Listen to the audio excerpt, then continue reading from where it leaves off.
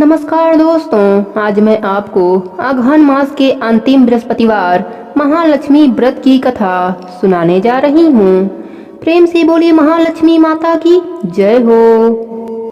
द्वापर युग में भद्रसूबा नाम का एक राजा रहता था। वह बहुत ही पराक्रमी राजा था। चारों वेद, 6 शास्त्र एवं 18 पुराणों का ज्ञान उसे था। उसकी रानी का नाम सूरज चंद्रिका था। रानी दिखने में बहुत ही सुंदर और सुलक्षणा थी तथा पतिव्रता भी थी। उन दोनों को 7 पुत्र एवं एक कन्या का वरदान मिला था। कन्या का नाम श्यामबाला था।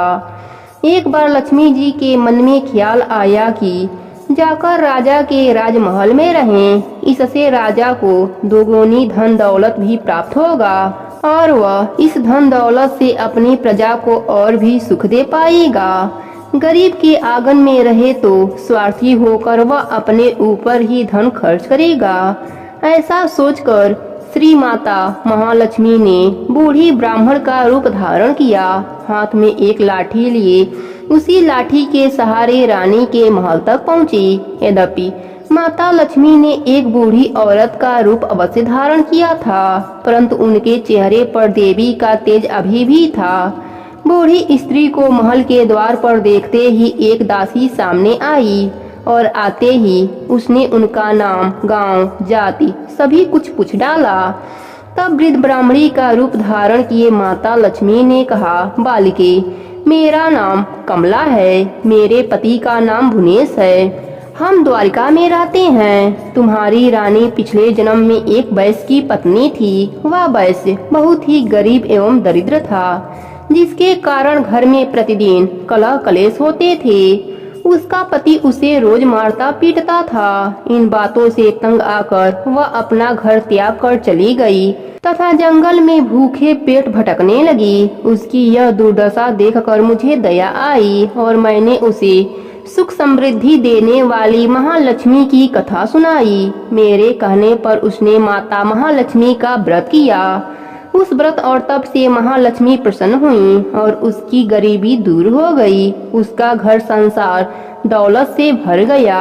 बाद में दोनों पति पत्नी परलोक सिधार गए। लक्ष्मी व्रत करने के कारण वह लक्ष्मी लोक में ही रहे। उन्होंने जितने साल तक व्रत किया उतने हजारों वर्ष उन्हें सुख भोगने का अवसर मिला।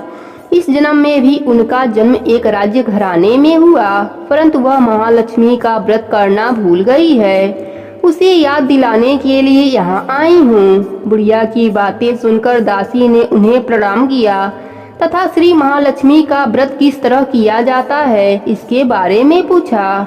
बुढ़िया का रूप धारण किए श्री महालक्ष्मी ने दासी को पूजा विधि बताई एवं उस व्रत की महिमा भी बताई।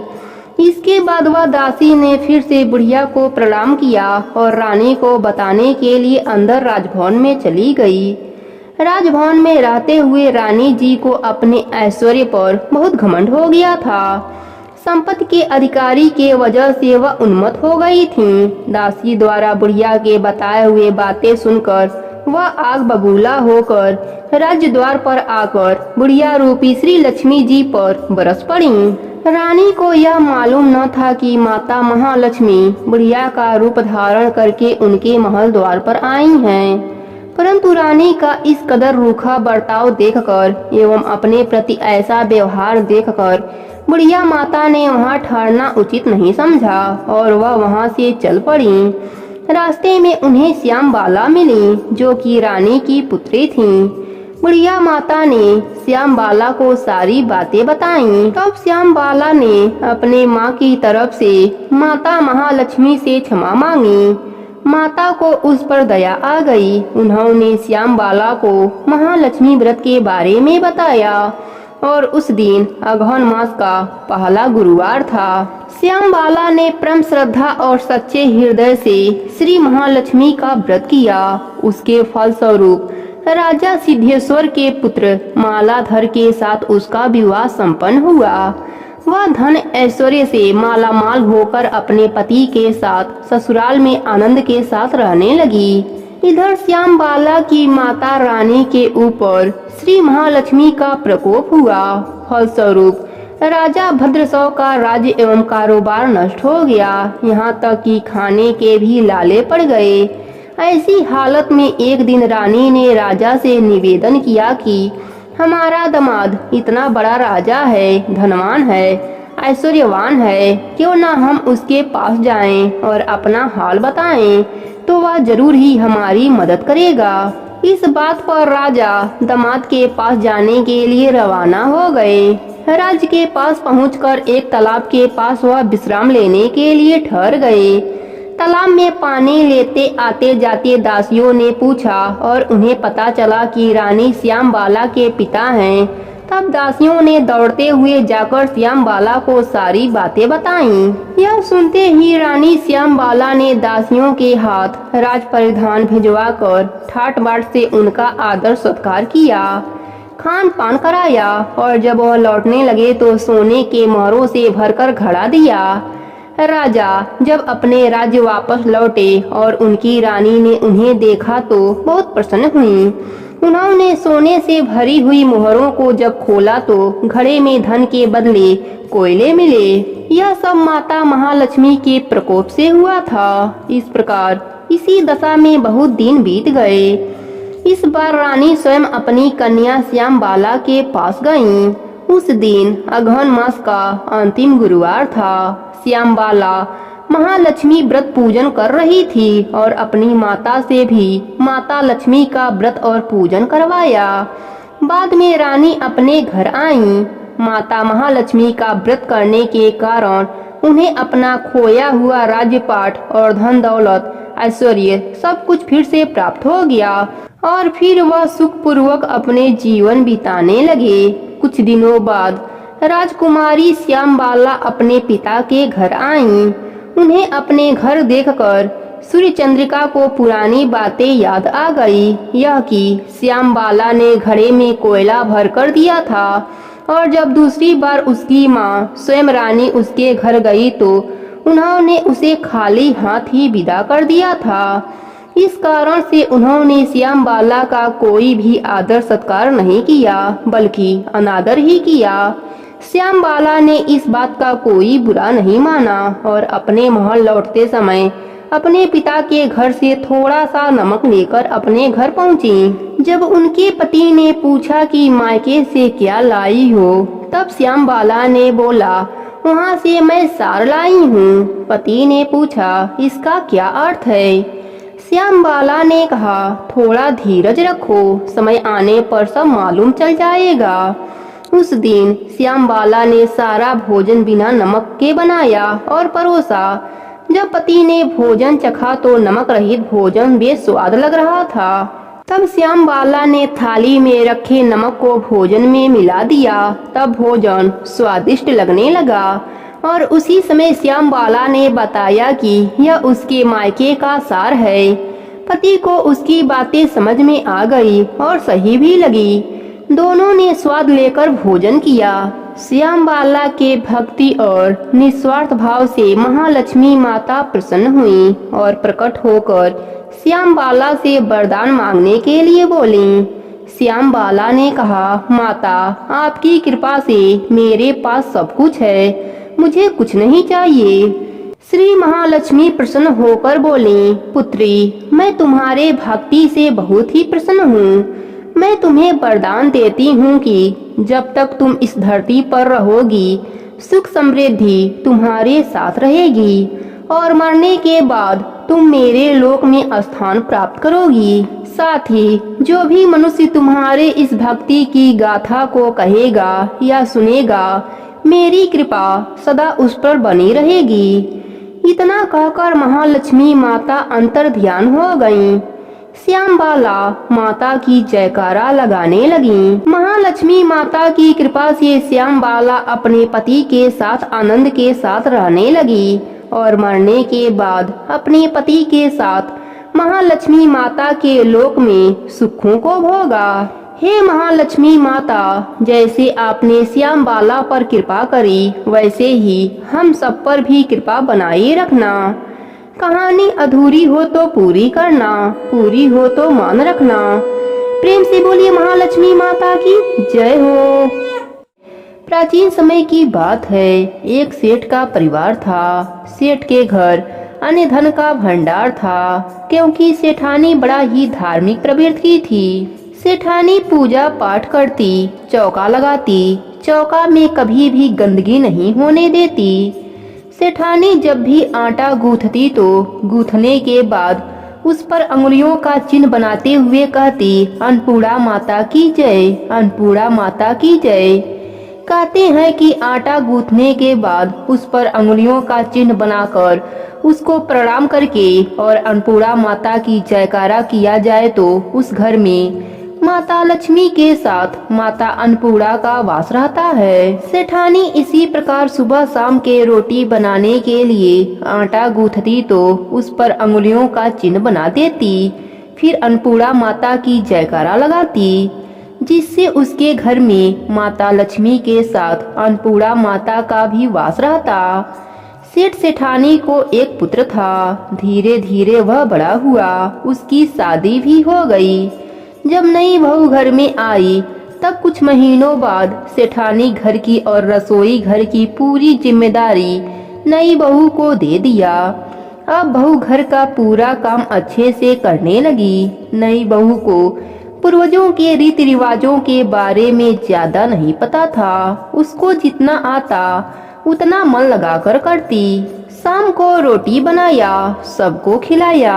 जब अपने भोजन करने बैठी तो रोटी लेने के लिए टिफिन खोला तो उसमें रोटी नहीं थी। बहू ने सोचा, कल से आटा ज्यादा गूंथूंगी, आज मैं चावल सब्जी खाकर सो जाती हूँ।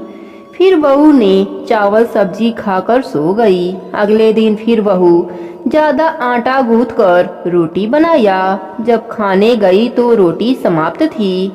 बहू आज भी सब्जी खाकर सो गई। फिर अगले दिन बहू ने उससे भी ज्यादा आटा गूंथा। उस दिन भी बहू को रोटी नहीं मिली। एक दिन बहू सब्जी काट रही थी, गलती से उसकी अंगुली कट गई, उसमें से खून बहने लगा। सास ने देखा कि बहू की अंगुली तो कट गई, इसलिए बोली, बहू आज मैं रोटी बना देती हूँ, तुम्हारे हाथ में चोट लगी है। बहू ने कहा, ठीक है माँ जी। फिर सेठानी ने आटा गूंथा, उस पर अंगुलियों का चिन्ह बनाकर अन्नपूर्णा माता की जयकारा लगाया, फिर रोटियां सेक दी। बहू ने सोचा, मैं रोज ज्यादा आटा गूंथती हूँ, तब तो मुझे रोटी खाने को मिलता नहीं। आज तो माँ जी ने बहुत कम आटा गूंथा है, आज तो बिल्कुल नहीं मिलेगा।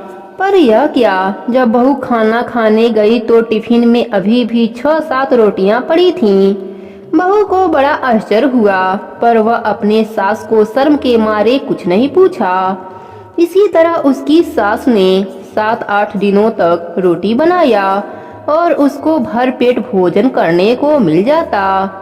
जब बहू की अंगुली ठीक हो गई तब बहू खाना बनाने लगी। पर यह क्या, फिर से वही हाल, जब खाना खाने जाती तो टिफिन खाली रहता। इसी तरह से कई महीने बीत गए। बहू सूखने लगी। एक दिन उसके पति ने पूछा, अपने हाथ से बनाती हो, खाती हो, फिर भी क्यों सूख रही हो? क्या तुम्हें किसी प्रकार का चिंता है? पर बहू शर्मिंदा के कारण कुछ नहीं बोली। तब उसका पति ने सोचा, शायद इसको माता पिता की याद आती होगी, क्यों ना इसको इसके माता पिता से मिला आऊं। इस बारे में लड़का ने अपने माता पिता से पूछा। उसके माता पिता जाने की अनुमति दे दी। तब बेटा बहू को लेकर ससुराल पहुंच गया। बहू जब अपने माँ से मिली तो माँ ने पूछा, तू इतनी सूख क्यों रही है, क्या तुझे भोजन पानी नहीं मिलता? तब बहू ने अपने रसोई घर की सारी बात अपने माँ को बताई।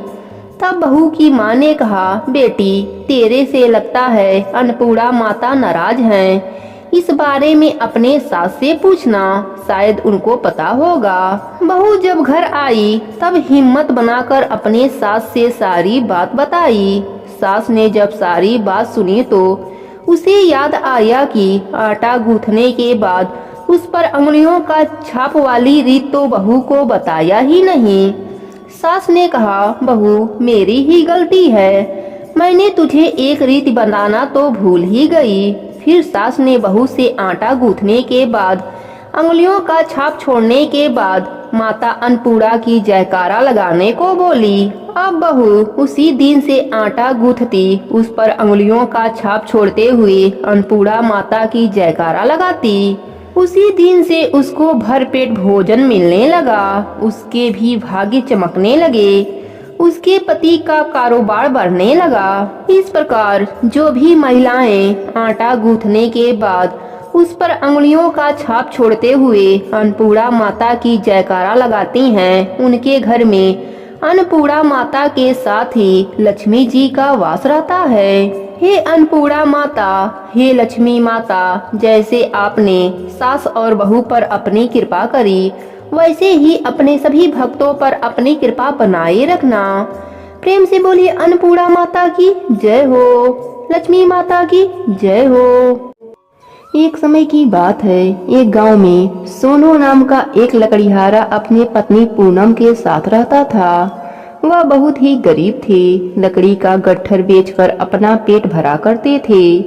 एक बार उसकी औरत ने गणेश भगवान के कहानी का नित नियम लिया। पति रोज गट्ठर लाता, पत्नी उसमें से एक लकड़ी निकाल लेती, गणेश भगवान का पूजा पाठ करती और कथा कहती। ऐसा करते उसको 1 वर्ष बीत गया। पूनम नहा धोकर एक एक बचाई हुई लकड़ियों का गट्ठर बनाकर उन्हें बेचने निकल गई। गणेश भगवान की कृपा से उसकी लकड़ियां चंदन की हो गई। वह राजा के महल से होकर गुजरी तो राजा को चंदन की खुशबू आ गई। राजा ने उसको राजमहल में बुलवाया और पूछा, लकड़ियों का कीमत क्या लोगी? तो वह बोली, आप जितना चाहें दे दो, मुझे गणेश भगवान के कहानी का उद्यापन करना है, फिर 5 ब्राह्मणों को जिमाना है, मुझे इतना सामान दे दीजिए। राजा ने नौकरों के साथ सारा सामान पूनम के घर भिजवा दिया। फिर पूनम ने गणेश भगवान के कहानी का उद्यापन किया और स्वादिष्ट भोजन ब्राह्मणों को खिलाया और उनकी सेवा की और उन्हें यथाशक्ति दक्षिणा देकर उनका आशीर्वाद पाया। उधर सोनू की गट्ठर बिकी नहीं तो उसे आने में देरी हो गई। इधर गणेश भगवान के आशीर्वाद से उसकी झोपड़ी महल में बदल गई। रसोई में 56 प्रकार के पकवान हो गए। उसका पति सोनू जब गट्ठर बेचकर आया तो उसे झोपड़ी नहीं नजर आई। वह पड़ोसन से पूछने लगा। पड़ोसन बोली, तुम तो लकड़ियां बेचने चले जाते हो, तुम्हारी पत्नी पता नहीं क्या क्या करती रहती है, बाकी तुम जानो और तुम्हारा काम जाने। इतने में उसकी पत्नी आ गई। अपने पति से बोली, यही अपना घर है। पति को गुस्सा आया और बोला, तुमने चोरी की है या कोई जादू टोना किया है जो अचानक इतना सारा धन आ गया? तब वह बोली, मैंने गणेश भगवान के कहानी का नित नियम किया था और उनकी विधि पूर्वक उद्यापन किया। उन्हीं की कृपा हम पर बरसी है।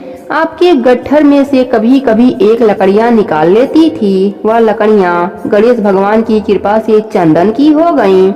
बेचने गई तो राजा ने गट्ठर मांगा। मैंने राजा से उद्यापन का सारा सामान मांग लिया, जिससे मैंने कहानी का उद्यापन किया और ब्राह्मण जिमाए। गणेश भगवान की कृपा हमें प्राप्त हो गई। तब उसके पति सोनू को तसल्ली हुई। उसने कहा, अब हम दोनों मिलकर गणेश भगवान का नित्य नियम और पूजा पाठ किया करेंगे। वह दोनों पति पत्नी स्वादिष्ट भोजन किए और महल में वास किए। हे गणेश जी महाराज, जैसे आपने पति पत्नी के भंडारे भरे, वैसे ही सबके भंडारे भरे रखना।